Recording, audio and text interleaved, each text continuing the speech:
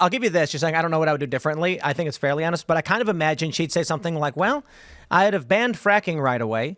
I would have put heavy restrictions on gas-powered vehicle manufacturing, probably shut down the auto industry in the Rust Belt. Like, that would be fairly honest, right? Maybe not pick a backstabbing VP pick. You know, that was probably his number one mistake. But let me also point out, Joe Biden shut down Keystone XL, which caused rampant speculation. And I got to break this down for you guys because the Democrats, they're in power. They have to obfuscate, okay? But Joe Biden banning fracking on public grounds and shutting down Keystone did make gas go up. It's actually very simple.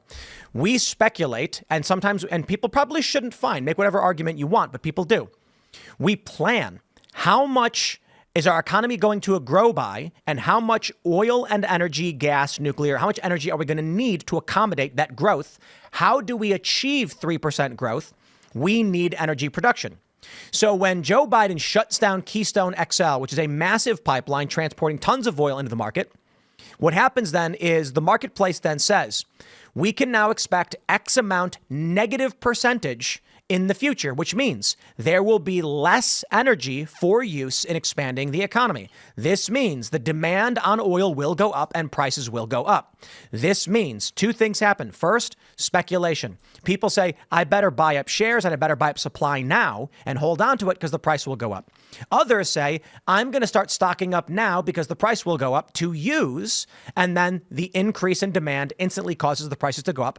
When Kamala Harris says, I wouldn't do anything differently, understand that right when he got in, Joe Biden's like, shut down energy. And now Kamala's saying, I wouldn't ban fracking. I'm not for that. She said she was for it back in 2019. And I won't play that game. Fine. She says she was opposed to it right now. Okay, well, how about this? She was asked what she would do differently in the next 4 years. Well, in her administration, she was the tie-breaking vote on a whole bunch of this garbage, the Inflation Reduction Act. And if you look at what Joe Biden did energy-wise, it did not work well for us.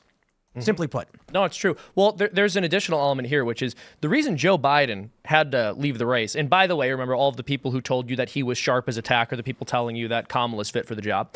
But the reason he had to leave and step out of the race is because it became very obvious to the American people, once they all saw him on that debate stage, that this is somebody who is so advanced in their cognitive decline that they're not capable of making decisions. And anyone who's been paying attention to politics as far back as the bygone year of 2019 could have told you that in 2019, because he was spewing out very senile, demented sounding statements, even during the Democratic primary debates. So let's think about this for a moment. We finally admitted that for the past 4 or 5 years, this man has been too deep in his cognitive decline to really run the country. So who do we decide to replace him with? Someone he picked. Someone he picked when he was in cognitive decline. So he's not in a place where he can run the country because his cognitive decline is too advanced. Right. But he is in a place where we could trust him to pick a successor. I mean, that's insane. Do you actually that's think he self-refuting. personally picked? No, Kamala I don't Harris? think. No. I don't think he It was a personally. staffer or an advisor or someone else on his campaign, 100%. And I think that's the pipe. We talk about the White House or the DNC to media pipeline, but I think that is what a lot of staffers are banking on right now. After Kamala Harris announced that, or after Joe Biden announced that Kamala Harris was going to run by endorsing her, there were several people who left the White House to join her campaign. They want to stay in the executive branch for as long as possible, and they couldn't make Joe Biden, they couldn't hold that puppet up anymore, and so they're jumping on the Kamala Harris bandwagon, because to them, it's all kind of the same company, just rebranded. No, you're exactly right, because at this point, if you're talking about the people who the Democrats are putting up for elected office, they are just mascots of a specific regime. Mm-hmm.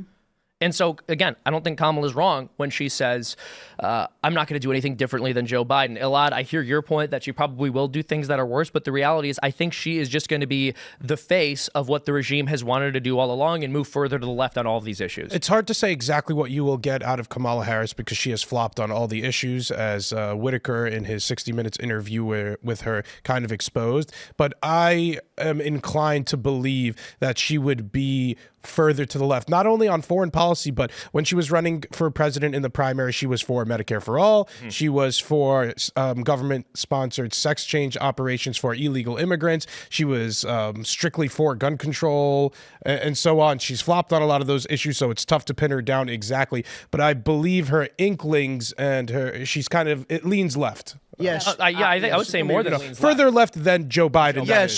she's gonna be 10 times worse than Joe Biden.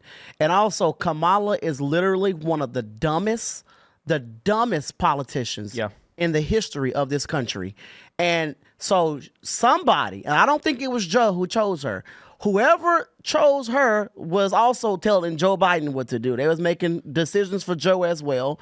And whoever chose her, Kamala's going to have to do whatever they say. So that is what, now that's really scary, because we really don't know who the hell is making these decisions. Who the hell is really running the show? Well, we also know part of the reason that Joe chose Kamala was because he promised that he was going to pick a woman of Joe color. didn't choose Kamala. Well, somebody but his campaign, chose. like he went on.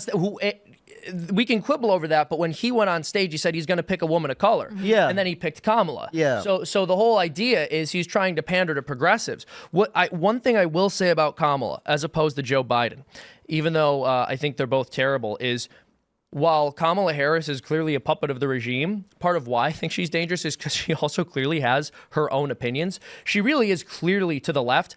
I don't really think Joe Biden has opinions on issues. He's always been a follower of the Democratic Party. He's pretty much just always gone along with the party line and changed his opinions based on whatever he's been told to say by whatever the orthodoxy is. Kamala Harris is someone who was ranked one of the most liberal politicians in the country.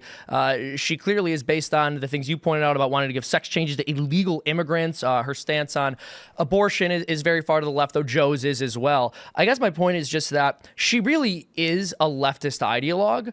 I think Joe Biden is going to do the bidding of leftist ideologues because that's where the party is, but I don't think he actually believes it. I don't think he actually believes in anything. Thanks for checking out this clip from Timcast IRL. Make sure to watch the show live Monday through Friday at 8 p.m. Subscribe to this channel, and we will see you all there.